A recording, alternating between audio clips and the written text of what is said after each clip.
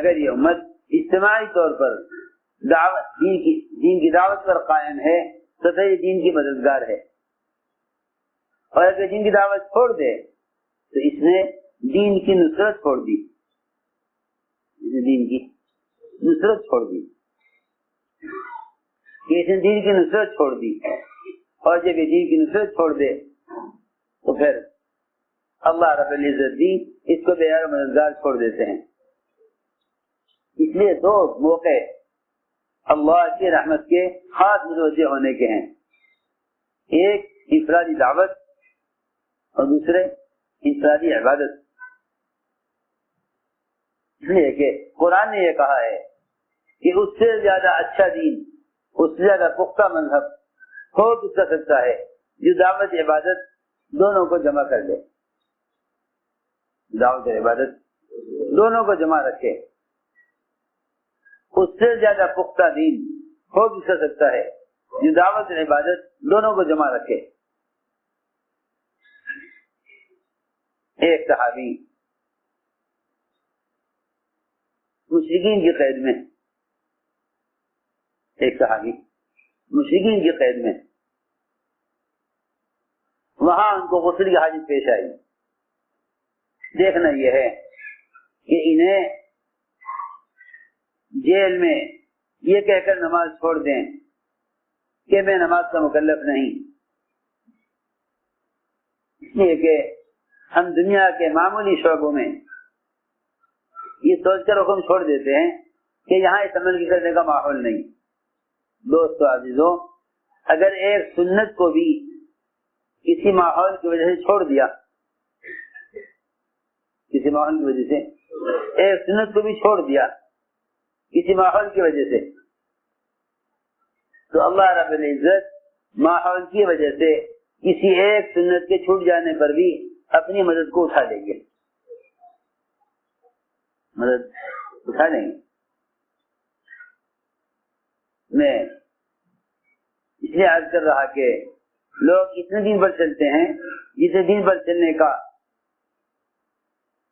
چلنے کا ماحول یا حالات، یہ دن پر چلنے کی رغبت ہوتی ہے۔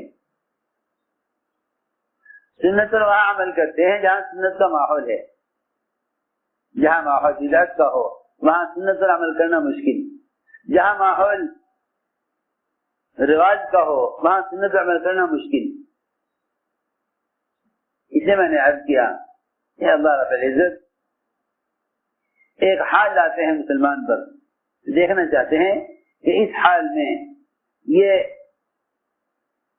اپنے حکم پر کتنا عمل پر کتنا جمنے والا ہے۔ چنانچہ صحابی نے کہا جیلر سے کہ ہمیں غسل کے لیے پانی چاہیے۔ اس نے کہا کہ پانی صرف پینے کے لیے ملے گا، غسل کے لیے نہیں ملے گا، پانی صرف پینے کے لیے ملے گا، غسل کے لیے نہیں ملے گا۔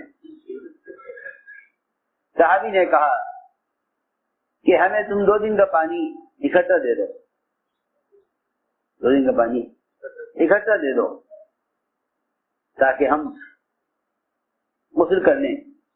ہم 2 دن پانی کو صبر کر لیں گے، پیاس برداشت ہو سکتی ہے، پیاس برداشت ہو سکتی ہے، لیکن نماز نہیں ضائع ہو سکتی۔ پیاس برداشت ہو سکتی ہے مگر نماز ضائع نہیں ہو سکتی۔ جیلر نے کہا کہ نہیں، آج کا پانی پینے کا آج ملے گا، کل کا پانی کل ملے گا۔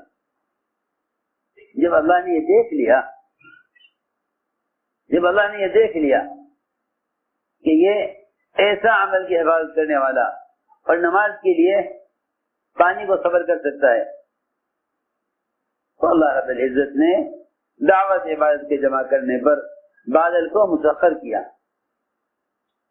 بادل کو مسخر کیا۔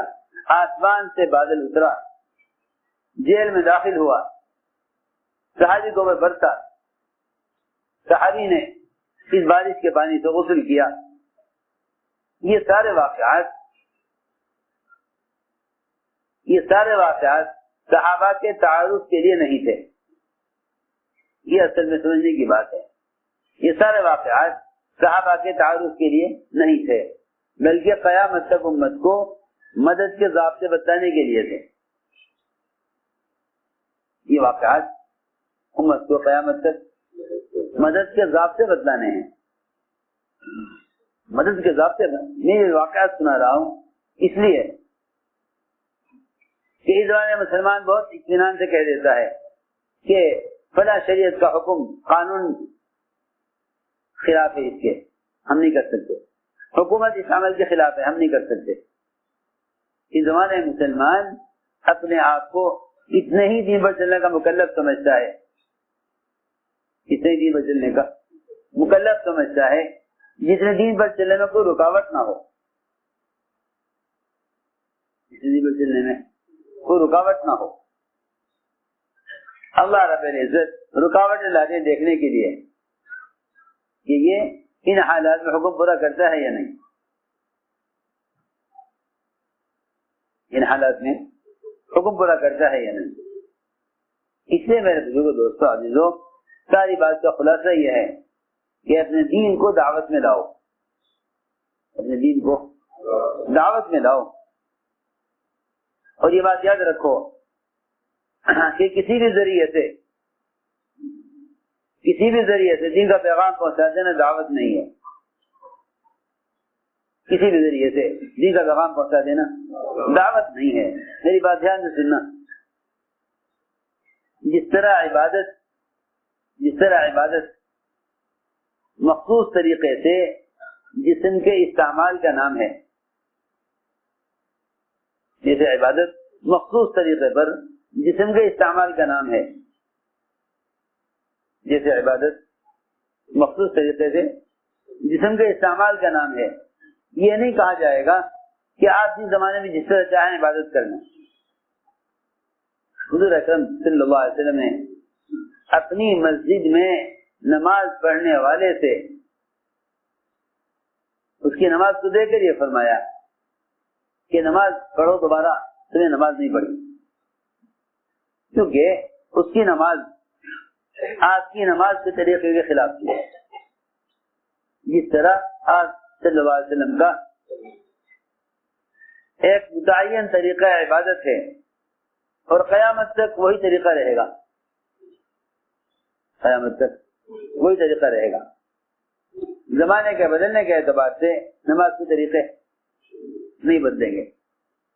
ضروری بات میں کر رہا، نماز کے طریقے زمانے کے اعتبار سے نہیں بدلیں گے. یہ نہیں کہا جائے گا اس زمانے میں نماز ایسے پڑھ لو، اس زمانے کے حالات ایسے پڑھ لو. نہیں، نماز کے طریقے زمانے کے اعتبار سے بدلیں گے نہیں. نماز تو بہت اونچی چیز ہے، اسلام کا رکن ہے، اسلام کا رکن ہے. میں تو یہاں تک عرض کرتا ہوں کہ وضو کا ایک جز مسواک، وضو کا ایک جز مسواک، اس کا جو کوئی متبادل نہیں ہے. اگر آپ یہ کہیں کہ دانت برش سے بھی صاف ہو جاتے ہیں، لہذا مسواک کے بجائے برش کر لیا جائے، تو یہ 70 فائدے ہیں حدیث میں مسواک پر کہ مسواک کر کے جو تلاوت کی جاتی ہے اس میں فرشتہ منہ سے منہ لگا کر تلاوت کرنے والے کی خوشامد کرتا ہے اور اس سے کہتا ہے ایک آیت اور پڑھ لے، ایک آیت اور پڑھ لے. یہ وعدہ اس تلاوت کرنے والے سے ہے جو مسواک کر کے تلاوت کرے. یہ بہت ضروری مثال دے رہا. جب ایک مسواک جو وضو کا ایسا جز ہے کہ اس کے بغیر بھی وضو ہو سکتا ہے اور نماز صحیح ہو سکتی ہے، بے شک افضل ہے مسواک، لیکن ایسا لازمی جز نماز کا نہیں ہے اس سے بغیر وضو ہی نہ ہو سکے یا نماز نہ ہو سکے. جب اس مسواک کا کوئی متبادل نہیں ہے اور برش مسواک کا بدل نہیں بن سکتا، حالانکہ جو کام مسواک سے ہو جائے گا وہ برش سے بھی ہو جائے گا. دانت صاف کرنا مقصود ہے. میں کچھ کہنا چاہتا ہوں آج کل لوگ یہ کہتے ہیں کہ دین آنا مقصود ہے، کسی بھی راستے سے آ جائے، کسی بھی راستے سے آ جائے، دین پھیلانا مقصود ہے، دین پھیلانا مقصود ہے۔ یہ دین کو پھیلانا ہے تو پھیلانے کے لیے تو کوئی بھی راستہ، میری بات بہت توجہ چاہے گی، دین پھیلانا ہے، دنیا میں تبلیغ کرنی ہے دین کی، تو ہر زمانے میں اس زمانے کے اعتبار سے دین کی تبلیغ ہونی چاہیے۔ اللہ اکبر۔ جب محمد صلی اللہ علیہ وسلم کے لائے ہوئے دین میں سے ایک نماز کے فریضے کا کوئی بدل نہیں، اور وضو کا ایک جز مسواک اس کا کوئی بدل نہیں، جو دعوت اللہ آپ لے کر آئے ہیں محنت، اس کا بدل کیسے ہو سکتا ہے؟ یہ مت کہو کہ کسی بھی ذریعے سے دین پہنچ جا رہے ہیں، میری بات بہت توجہ سننا، بلکہ جس طرح محمد صلی اللہ علیہ وسلم کا ایک مخصوص طریقہ عبادت ہے، ایک مخصوص طریقہ عبادت ہے، اسی طرح محمد صلی اللہ علیہ وسلم کا ایک مخصوص طریقہ دعوت بھی ہے، مخصوص طریقہ دعوت بھی ہے۔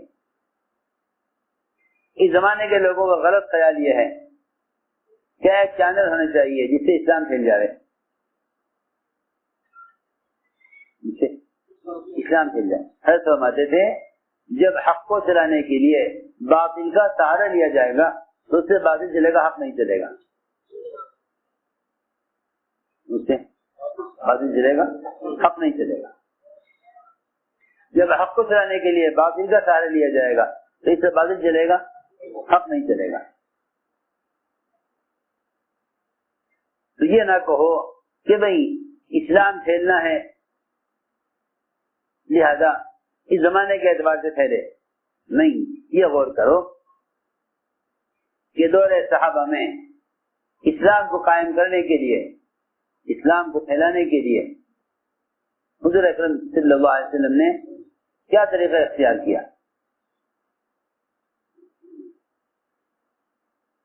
نماز کے لیے لوگوں کو جمع کرنے کے واسطے مشورہ ہوا، ابھی اذان شروع نہیں ہوئی تھی، اذان شروع نہیں ہوئی، اذان کا حکم نہیں آیا تھا، نماز کے لوگوں کیسے جمع کریں؟ صحابہ کرام نے حضور اکرم صلی اللہ علیہ وسلم کو مشورے دیے کہ لوگوں کو نماز کے لیے جمع کرنے کے واسطے ہم ڈھول بجا دیں، آواز ہوگی لوگ جمع ہو جائیں گے۔ بعض نے کہا کہ جی سارنگی بجا دیں، اس کی آواز سے لوگ جمع ہو جائیں گے۔ بعض نے کہا آگ جلا دیں، دھواں دیکھ کر لوگ جمع ہو جائیں گے۔ بتا دیا جائے گا کہ جب مسجد دھواں اٹھے تو لوگ سمجھنے کہ نماز کا وقت ہو گیا۔ فرمایا نہیں، آگ جلا کر جمع کرنا مجوسیوں کا طریقہ ہے، ڈھول بجا کر جمع کرنا یہ یہود کا طریقہ ہے، سارنگی بجا کر جمع کرنا نصارہ کا طریقہ ہے۔ حالانکہ صحابہ ان ذرائع کو استعمال کرنا چاہتے تھے، ان ذرائع کو استعمال کرنا چاہتے تھے نماز کے لیے لوگوں کو جمع کرنے کے واسطے۔ آج کل لوگ یہ کہتے ہیں کہ ہم تو ان آلات کو دین کے لیے استعمال کر رہے ہیں۔ عجیب بات ہے، تو ایک آدمی کو دعوت دینے کے لیے خود چل کر جاؤ، خود چل کر جاؤ، اللہ رب العزت اس قدم اٹھانے پر اور اس راستے کے سارے مجاہدوں کو اس آدمی کی ہدایت کا بھی ذریعہ بنا دیں گے جس کی طرف تم چل کر جا رہے ہو۔ اور اگر تم نے بغیر نقل و حرکت کے، بغیر خروج کے